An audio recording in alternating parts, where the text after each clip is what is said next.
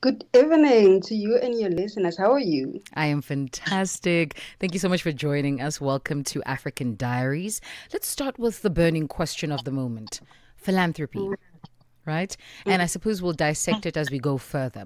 We're starting off with just painting the image of what philanthropy is. I think I touched a bit on it, that it's about seeing a better tomorrow for all, but at its crux and core, what are we doing when we say we are philanthropists?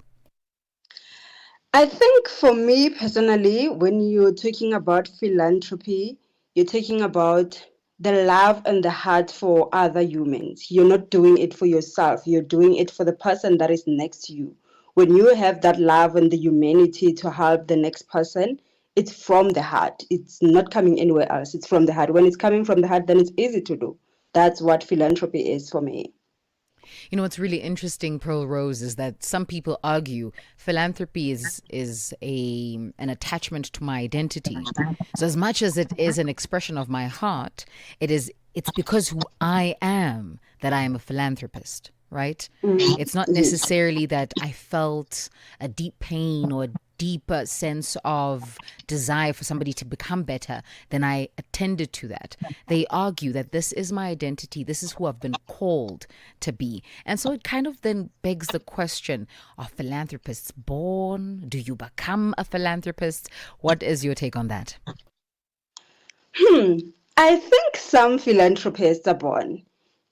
Growing up, when I saw most of the people that were giving things to other people, it was a matter of they're giving because they have something.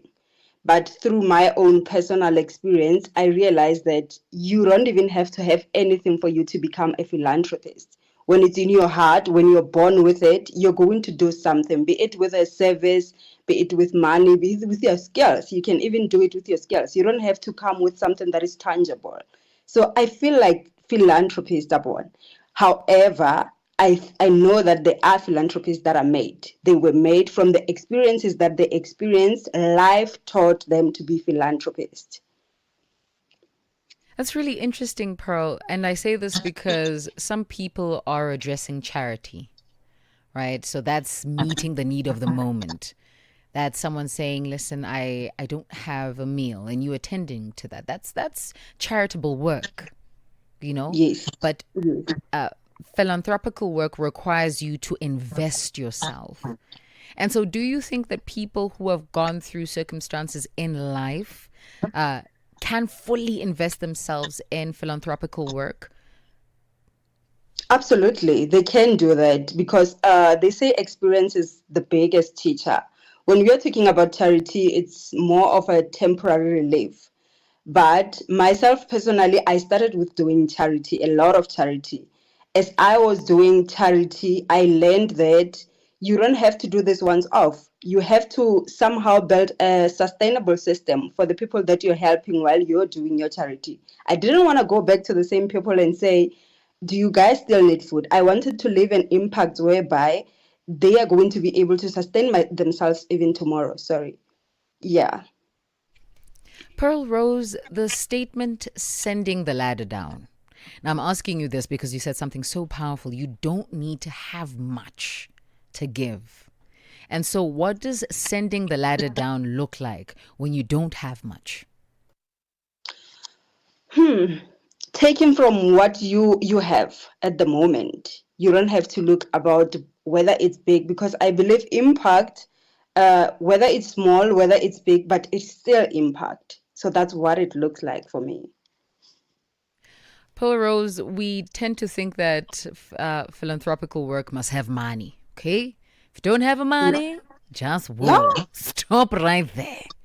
But I don't think that that's the case, is it? no, it's not the case. I feel like money it's monetary value, but you can give a service when you have a certain scale and you see a gap somewhere in your community. You use that scale. Personally, I started without money. When I was doing my philanthropist work, I did not have money, but I had a voice that can go to the next person and give them a story that is touching for them to help assist the next person. So it was more of my voice than the money that I had. So you can do it even without money. Use whatever resources that you have to help the next person. the voice of Pearlrose Fisha joining us this evening. She is a CA, a model, a humanitarian, and a philanthropist. Pearl, and please pardon me for calling you Pearl. Are you okay with that before we continue No, this perfect. conversation? I'm Yeah? fine with it. Yes. Awesome. So here's another thing. People confuse humanitarian work and philanthropy. What's the difference? What's the difference? I don't think there's a difference. I don't think there's a difference, but I Okay. think with humanitarian, most people that are doing humanitarian work, they're doing it once in a while. They're doing it once in a while. While with philanthropy, we are doing more of a sustainable solutions to the problems that other people are facing. Mm, But okay. all of them, they go under one umbrella that we are making a difference. We are making an impact. Yeah. I Yeah. suppose, Pearl, now would be the perfect time to get your story. Why become a humanitarian? Why embark on this journey to make your community better? And listen, it sounds noble, but it doesn't tug at everyone's heartstrings like it does at yours, does it? No, it does. So for me, I grew up from one of the most disadvantaged families from a village, but I was never really identified as one of the people who come from a disadvantaged family because there was always someone who came to make a difference in my life. When I went to university, at some point the community contributed to my expenses. So it was a matter of the people that touched my lives that made me want to touch other people's lives. And Pearl, you wear many hats, right? Yes. You have done quite a bit in various spaces. And so, how do these different worlds intersect to help you be a humanitarian, a philanthropist? The connections, the people that I meet, the conversations that we have, they normally make a huge impact. Now, as we are speaking right now, there are a lot of listeners that are listening to my story.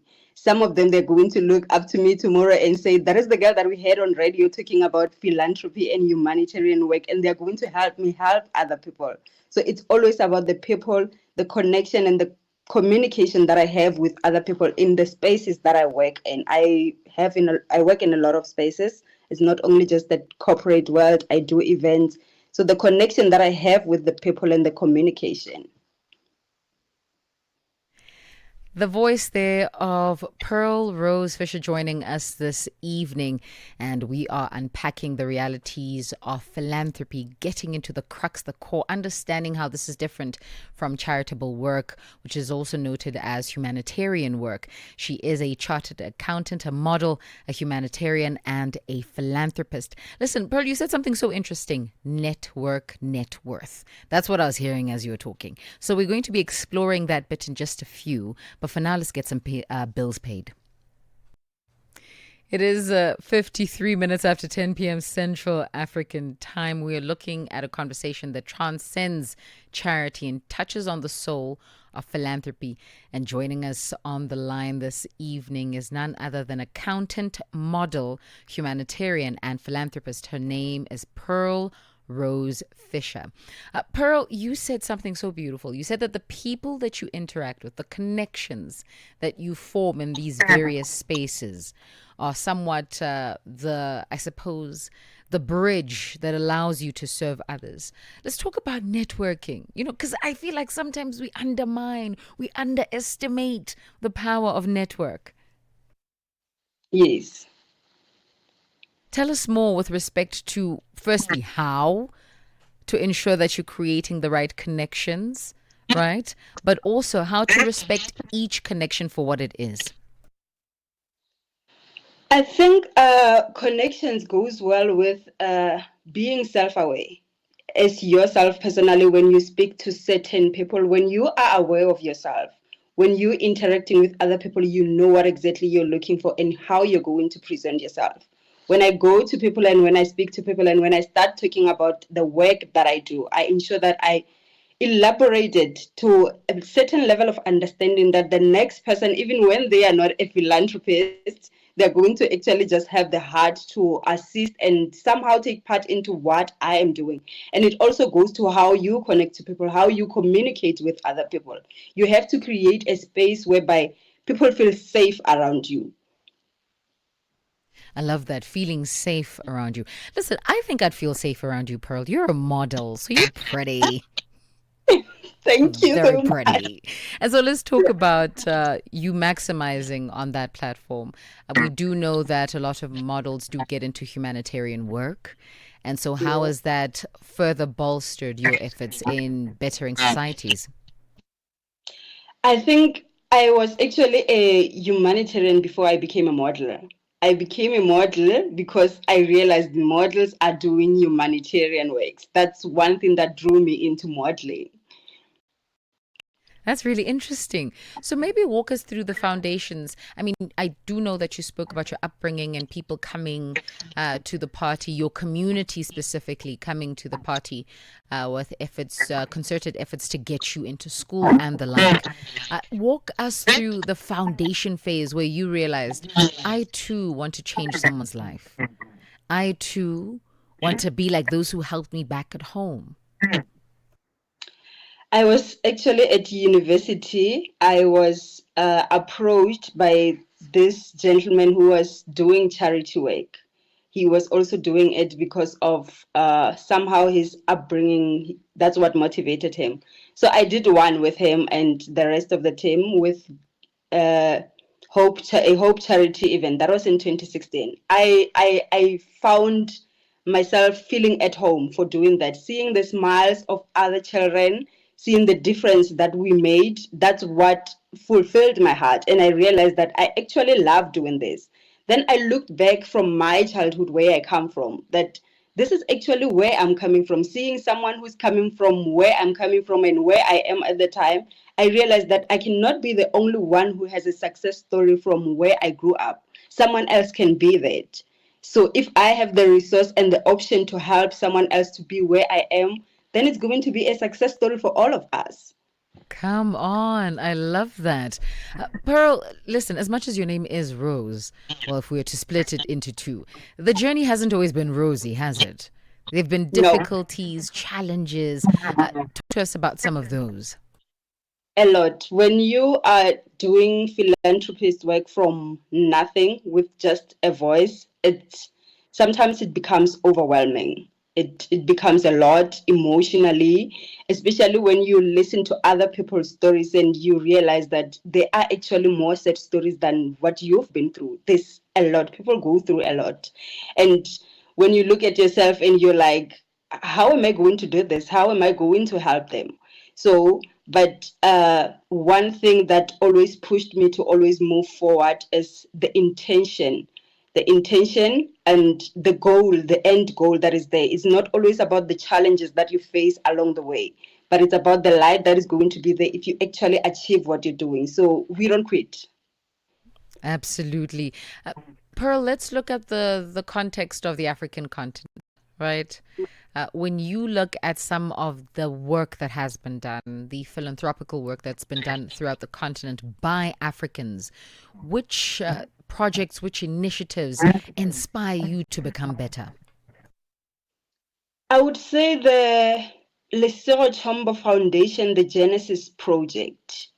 She's in Botswana, the Honorable Lesego Chombo, the Minister of Youth and Gender Affairs in Botswana.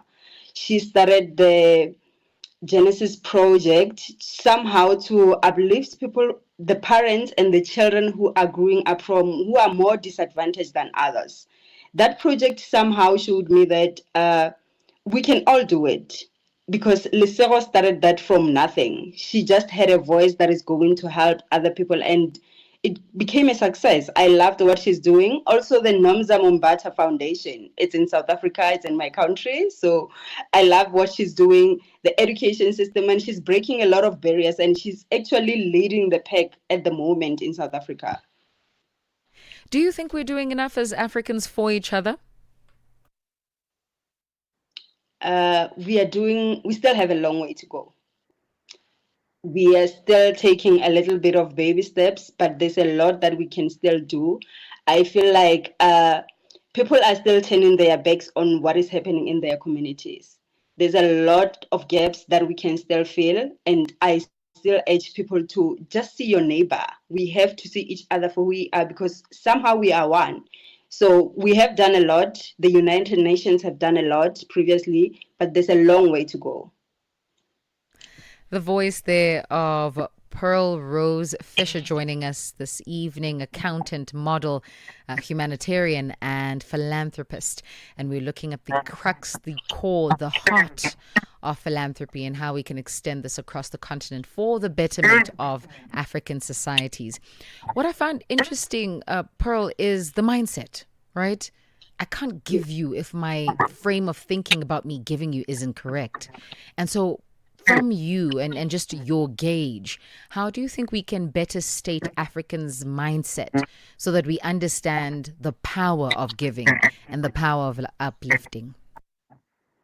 I think understanding that there's no loss in uplifting someone else's life. You're not taking anything away from yourself when you're helping someone else.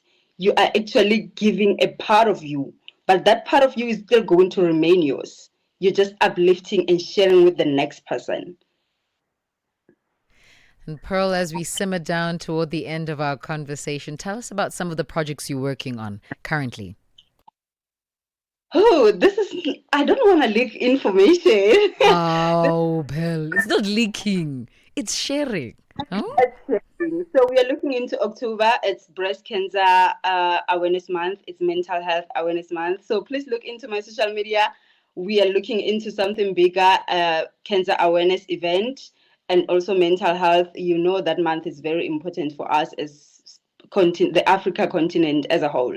So we are looking into somehow doing something for cancer in October.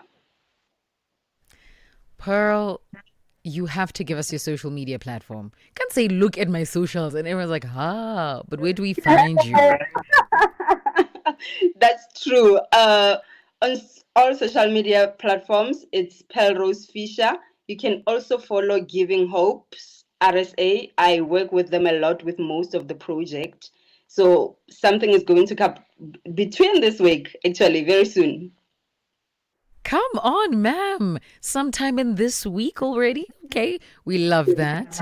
And then lastly, Pearl, for somebody who's thinking to themselves, I do want to give, right? But I don't know where to start. I don't know how to conduct myself. I don't know how to build relationships. What one piece of advice would you give them so that they can start this journey of becoming a philanthropist? Start with your community. No one knows your community better than you. You are the one who knows the gap. You see the gap. That's where you should start, because they always say charity start at home. And with that being said, Pearl, I hope you're making this your new home. Thank you so much for joining us on African Diaries. Thank you so much, Sheila. That is the voice, rather, of Pearlrose Fisha. She joins us this evening. She is an accountant, a humanitarian, a model, and a philanthropist.